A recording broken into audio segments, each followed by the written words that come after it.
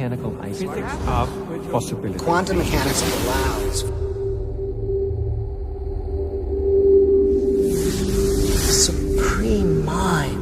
The brain is capable of millions of neural nets. Cascade of biochemical An emotional response. molecules. The brain does not know the difference between what it sees in its environment and what it remembers. We are running the holodeck. Whatever way we observe the world around us. So how can you continue to see the world as real if the self that is determining it to be real is intangible?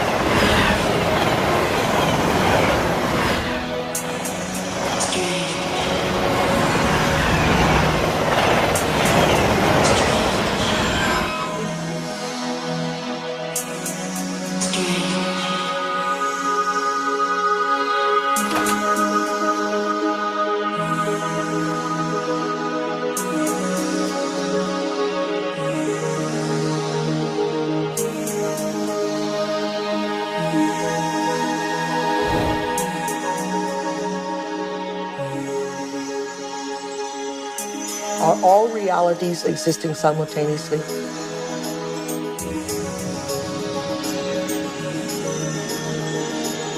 Is there a possibility that all potentials exist side by side?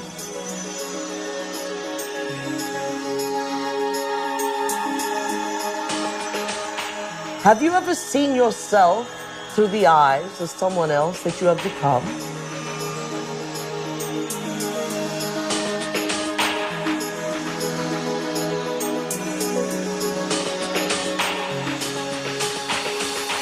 And looked at yourself through the eyes of the ultimate observer? Who are we? Where do we come from? What should we do? And where are we going? Why are we here? Well, that is the ultimate question, isn't it? What is reality? What I thought was unreal now, for me, seems in some ways to be more real than what I think to be real, which seems now more to be unreal. You can't explain it. And anybody who gets too lost and anybody who spends too much time trying to explain it is likely to get lost forever down the rabbit hole of mysteriousness. I think the more you look at quantum physics, the more mysterious and wondrous it becomes.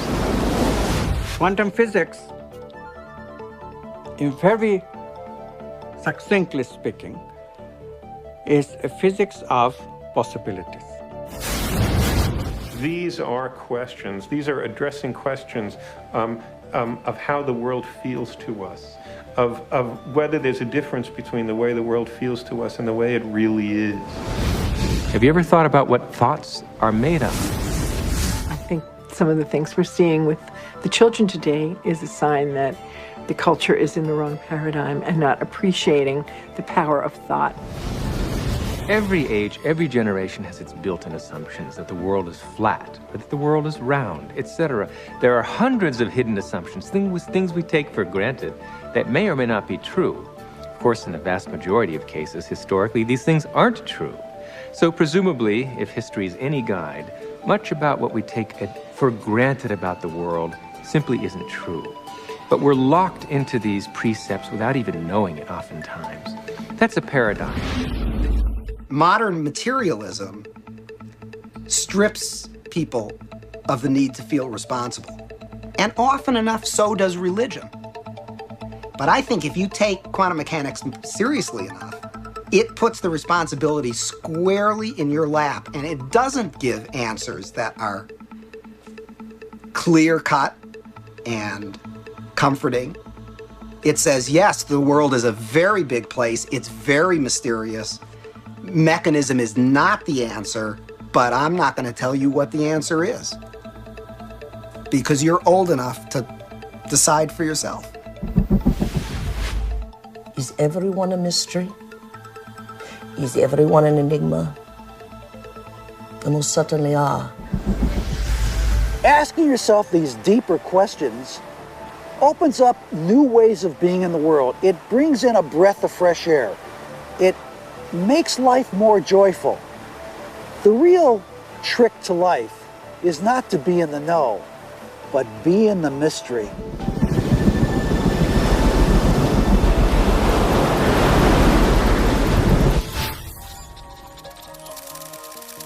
It's time to get wise.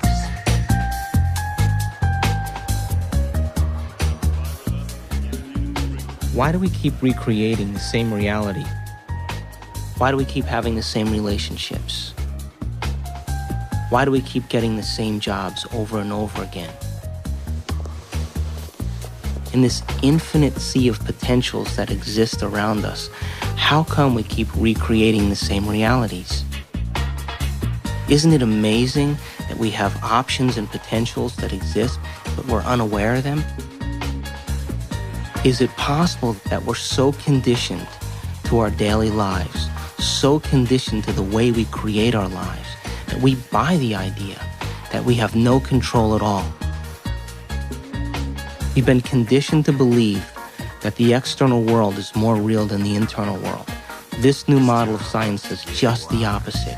It says what's happening within us will create what's happening outside of us. There's a physical reality that is absolutely rock solid, and yet it only, if you want to put it this way, it only comes into existence when it bumps up against some other piece of physical reality. That other piece may be us, and of course we're partial to those moments, but it doesn't